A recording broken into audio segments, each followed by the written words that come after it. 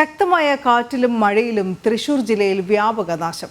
ചെറുതുരുത്തിയിൽ ഓടിക്കൊണ്ടിരുന്ന ട്രെയിനിന് മുകളിലേക്ക് മരം വീണു. തലനാരിഴയ്ക്കാണ് ആളപായം ഒഴിവായത്. അഴീക്കോട് മിന്നൽ ചുഴലിയിൽ വ്യാപാര സ്ഥാപനങ്ങൾ തകർന്നു. അരിമ്പൂരിൽ വീടിന് മുകളിൽ തെങ്ങ് വീണ യുവാവിന് പരിക്കേറ്റു.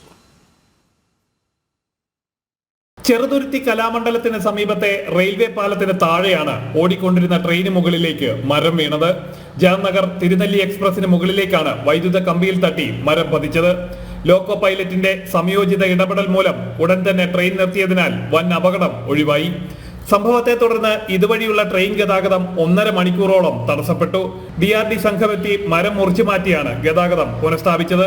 തൃശൂർ അഴീക്കോട് മുനയ്ക്കൽ ബീച്ചിൽ ചുഴലിക്കാറ്റിനെ തുടർന്ന് വ്യാപാര സ്ഥാപനങ്ങൾ തകർന്നു. ബീച്ചിൽ കച്ചവടം നടത്തുന്ന 10 സ്ഥാപനങ്ങളുടെ മേൽക്കൂരയിലെ ഓടുകൾ കാറ്റിൽ പറന്നു വീണു.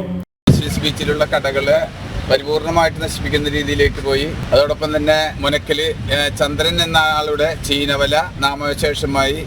അതിനിടയ്ക്ക് ഒരാളുടെ കൈ വെള്ളത്തിൽ ഉയർന്നു കണ്ടു എന്നുള്ളതിന്റെ അടിസ്ഥാനത്തിൽ പോലീസ് ബോട്ട് അതിനായിട്ട് തെരച്ചിൽ നടത്തുന്നുണ്ട്. ഇവിടങ്ങളിലെ ഫ്ലക്സ് ബോർഡുകളും നിലം പതിച്ചിട്ടുണ്ട്.